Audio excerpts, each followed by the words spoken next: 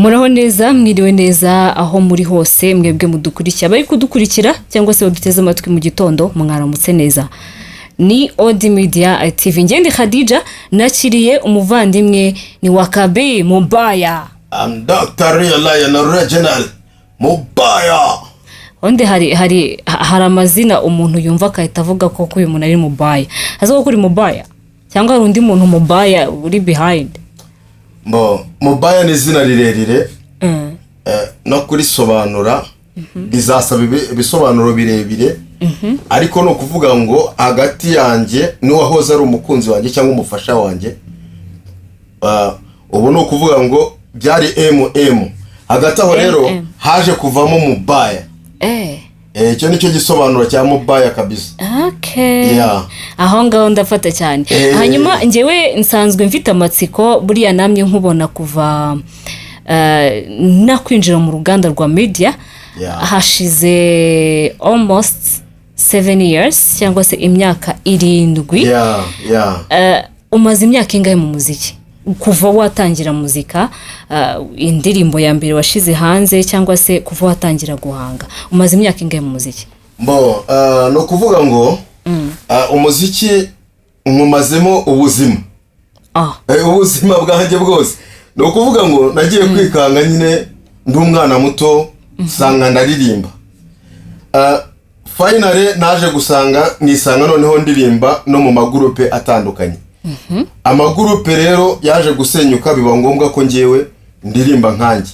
Dr. Lion kugeza ubu hakaba hariyongeho na Mubaya. So no kuvuga ngo rero kuri iyi myaka ya mbere yabanje ngiye sinjya nyibara, mbariyo natangiye nkanjye kuririmba nkanjye maze imyaka 10.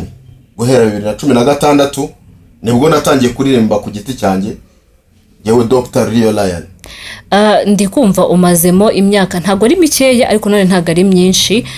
Indirimbo yawe ya mbere waririmbye cyangwa se wabashije guhimba, wayirimbye ryari, uyiririmbira cyangwa se ninde wayigukoreye?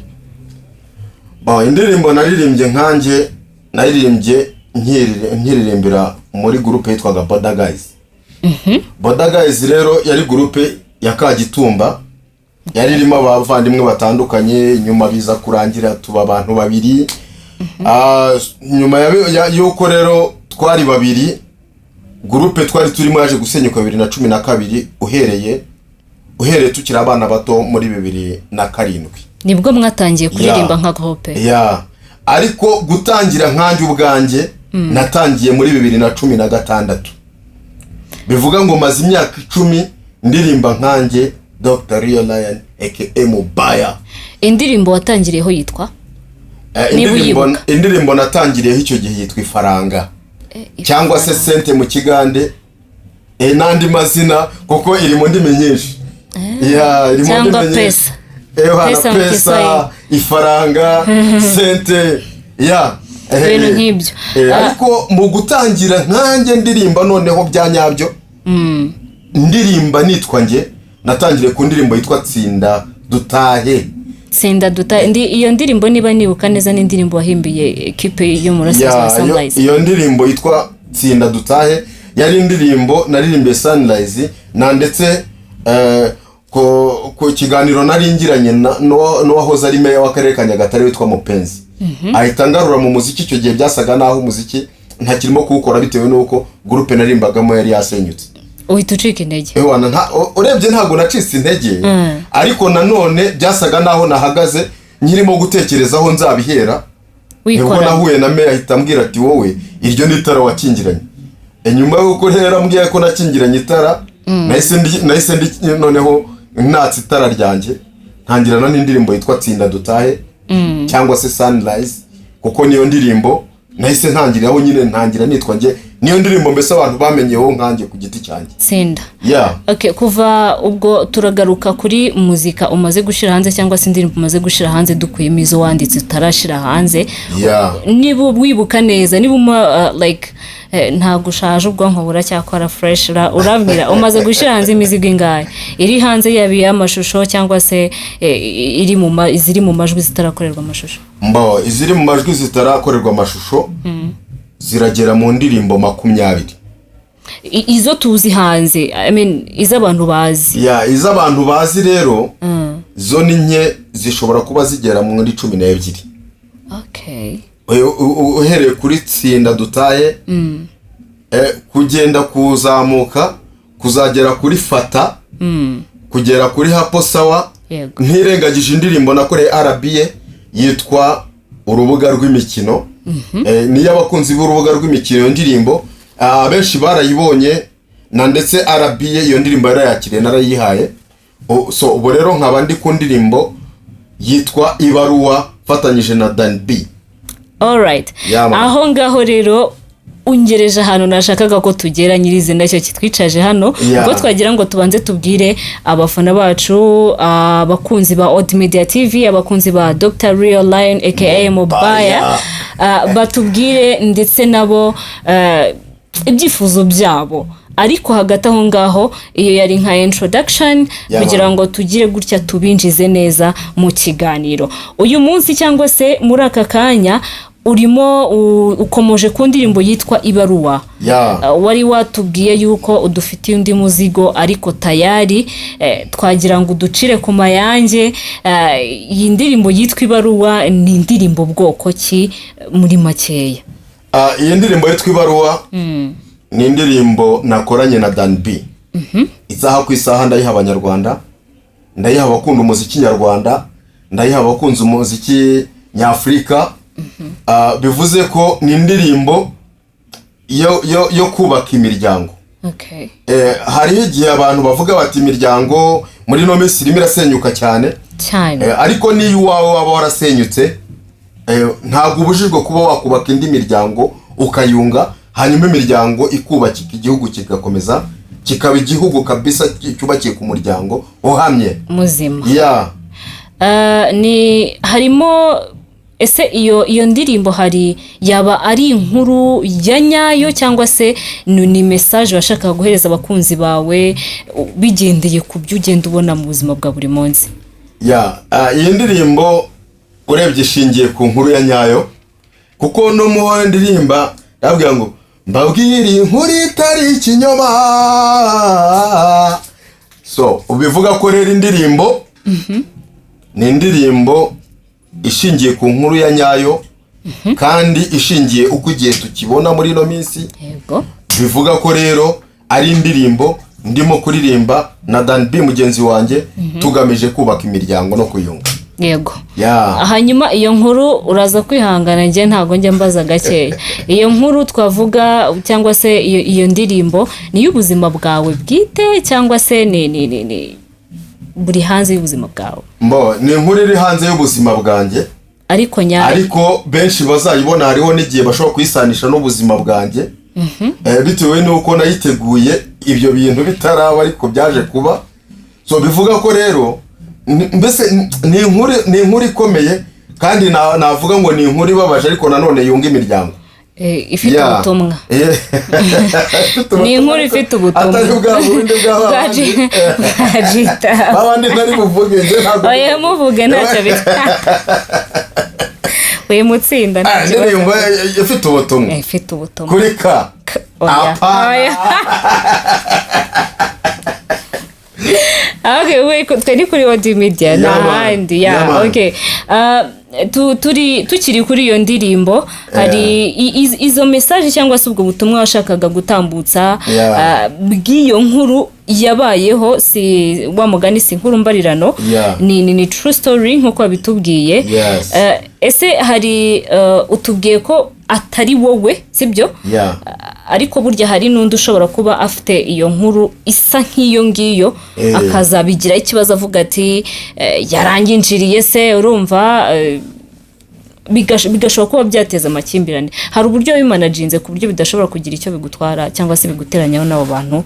Bashobora kuba ari abantu usanzwe uzi nabo bakuzi, bakumva waririmbye indirimbo ivuga ku buzima bwabo, bikaba byateza ikibazo. Uko biri kose iyo turimo gutegura indirimbo, cyane cyane indirimbo ifite ubutumwa nk'ubu ngubu, iba ari indirimbo igamije kubaka imiryango no kuyunga. Ntabwo tuba tuvuga ngo wowe runaka ngo ni wowe wakoze ibi ngibi. Okay, niyo yakiyumvamo yakiyumvamo kubera ikibazo cyamubayeho. Yego. Ariko ntabwo ari ukuvuga ngo niwe wenyine. Ntabwo ari ukuvuga ngo niwe wenyine. Ikindi ni wumvamo izina ryawe utazagira ngo ni wowe kuko abamwitiranwa ni benshi. Icyo nicyo kintu navuga. Nicyo navuga kabisa. Ni wumvamo izina ryawe utazagira ngo ni wowe twavugaga ahubwo twari tugamije kunga abantu. Koko exactly indirimbo ivuga ku ibaruwa.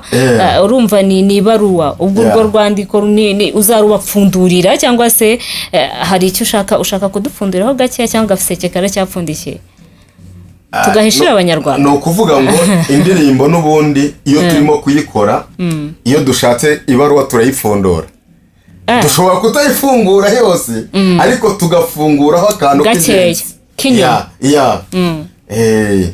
Ubu se urabafunduriraho gakeya cyangwa se urabafunguriraho gakeya cyangwa ariko wanabikubita gake gashoboka. Indirimbo iravuga sarambabarira sarambabarira sarambabarira sarambabarira ugaruke. Man. Ubwo abantu bitwa basara reka tubasuhuze cyane.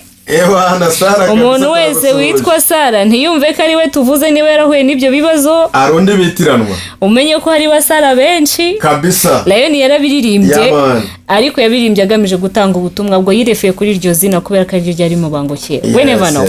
Yes, hanyuma Lion hari platform zawe zibaho ibihangano byawe. Yes. Abantu dusa nk'abagana ku musozo nsigaje nk'ikibazo kimwe cyangwa bibiri. Urabanza ubambwire platform ashobora gusangaho ibihangano byawe. No kuvuga ngo channel yanjye ya YouTube yitwa Dr. Rio Lion Mobaya. Hanyuma ushaka kundeba kuri TikTok ushyiraho arubaz ukandika Rio Lion. Hanyuma Facebook ni Rio Lion. Hanyuma Instagram unsanga kuri Rio Lion 87. Exactly. Yeah. Yes, urakoze. Hanyuma kimwe mu bibazo bindi nari mfite buriya wowe wumva mu buzima urihangana ndasa nkaho ninjiramo gakeya ku buzima bwa Lion byase bwa Dr. Rio Lion. Yego. Urumva nk'iyo ndirimbo watubwiye yuko ifite ahantu isa nk'ihurira n'amateka y'ubuzima bwawe bw'urushako, right? Ntabwo wigeze utekereza ko bishobora kuba byakwafekta ubwawe bwite nyuma yo gushyira hanze iyo ndirimbo? Iyo turimo dutanga ubutumwa twita ku bantu benshi. Indirimbo izubaka imiryango ingana gute? Ese mu muryango nyarwanda izakirwa gute? Ese mu muryango wanjye izakirwa gute? Ibyo byose iyo wandika indirimbo nk'iyi urabitekereza. Ariko mu kuri igihe cyose urimo wandika utegura ibyo bintu byose nyine ubu bitekereza nawe warangiza ukareba ikingirakamaro. Nta kintu bizigera binyafektaho kuko ndi umuhanzi kandi umuhanzi abereyeho gutanga ubutumwa bwiza no gusana imitima ya benshi yasenyutse. N'uwawe urimo. Muri make n'uwawe urimo urawusana kabisa mu buryo bumwe cyangwa ubundi. Okay, Lion rero tugana ku musozo. Hari imbogamizi nyinshi abahanzi bagenda bahura nazo mu myaka igera ku 10 uvuze umaze mu muziki. Kuva utangira ubwo ngubwo twebwe twavuze umuziki wawe nka Lion apana bamwe muri kumwe muri groupe ya Border Guys. Urambwiramo nka challenge nk'eshatu cyangwa se imbogamizi nk'eshatu zagukomere kuva gutangira muzika yawe kugeza agakanya nka Rio Lion tuzi ufite indirimbo zirenga 10 hanze zaba niziri inyuma taratwereka nizihe challenge cyangwa se nize mbogamizi wahuye nazo ku buryo ushobora kuba waranavuze uti ngiye umuziki ndawuretse ukaba wacika intege? Icyo navuga cyo imbogamizi zose nahuye nazo ntabwo nigeze ntekereza kureka umuziki. Kuko niba nakubwiye mu bintu byangaruye mu muziki nyuma yo kuva muri Border Guys nakubwiye yuko meya wa Nyagatare witwa Mupenzi yangiriye inama arambwira ati iri ni itara. Ati itara rero iyo uripfundikiye ntabwo rishobora kugaragaza urumuri rwaryo kandi mo imbere riba ryaka. Bivuze ko igisobanuro arampaye nasanze nanjye ryatara ryanjye ririmo kwakiramo imbere. Bivuga ngo rero mu buryo bwo kugira ngo rikomeze ryake rishashagirana abantu bose baribone, ugomba kuripfundura hanyuma nkakomeza nkamurikira abanyarwanda, nanjye nkimurikira ubwanjye n'abantu banjye, inshuti zanjye zose. Bivuga ngo rero imbogamizi zo ntago zabura pe, kuko hariho n'igihe ukora igihangano abantu bakakubwira bati reka nta kintu kirimo, iki gihangano nta kintu kirimo, nta mutamiro. Icya kabiri hariho igihe ukora igihangano abo witaga ko bagiye promotinga ugasanga ahubwo nibo babaye ya mbere yo kuguca intege. Ubwo ni mu itangazamakuru, naho burya ngewe vugisha ukuri. Ikindi cya kabiri hariho naho uba witeze ko ushobora kuza guperformingayo abantu bakakubona, wagera bakakubwira bati urabizi ahangaha nta mahirwe ufite, kugira ngo ubone aya mahirwe nuko ugomba kubanza gushaka andi mahirwe ukaza hano. Ni ikibazo. Reka nkubaze ikibazo cya nyuma tuhite dusoza.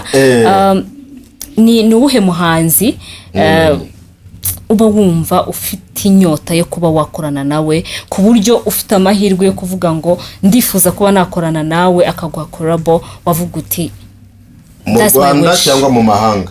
Aho ariho hose, kuko iki kiganiro kizagera kuri benshi. Ari uwo nguwo ashobora kubibona cyangwa se no mu Rwanda ashobora kubibona. Mu Rwanda uwari wese twakorana, ndavuga uwo wifuza, yaba The Ben cyangwa Melody. Umwe muri bo nagira amahirwe yo guhura nawe, uwo twakorana nta kibazo. Hanyuma hanze y'u Rwanda umuntu twakorana kabisa numva ko ewana duhuza style muri East Africa ni umuntu bita Dr. Jose Chameleone. Kabisa I knew that. Nagiye njya kumwitegereza cyane nkiri n'umwana, najyaga njya kumwitegereza nkareba ukuntu ibintu abikora kabisa, nkumva kabisa chapeau ndayikuye. Birashoboka ko nayo wagiye ukwinspira bitewe n'uburyo indirimbo zawe bitewe nuko nagiye mukopera ibintu byose no gukopera wamwigiyeho. Dr. reka rero ngushimire cyane, wakoze kutwitaba n'ubutaha nituguhamagara uzatwitabe kuri Odi Media TV. Hanyuma rero reka tubashimire, umuntu utarakora subscribe menya ngo waracitswe, kubera ko ibintu bigucika byo ni byinshi cyane. Hanyuma rero nawe ubona ibi bintu wabyishimiye, which is good, ushobora kuba wabisharinga inshuti zawe zikayibona cyangwa se n'abandi bakabibona on your status cyangwa se no ku zindi post zawe ku mbuga nkoranyambaga zigiye zitandukanye. Niba bikunze kandi kanda like, doreza igitekerezo cyawe. Niba hari ibibazo ufite wabaza Mubaya, tuzagusubiza, azagusubiza kubera ko ubwo burenganzira arabufite. Nimero ni 07833653 39 02 0783 36 39 02. Yamani ndabakunda cyane. Ntacyo atababwiye, mukomeze kugira ibihe byiza. Shalom.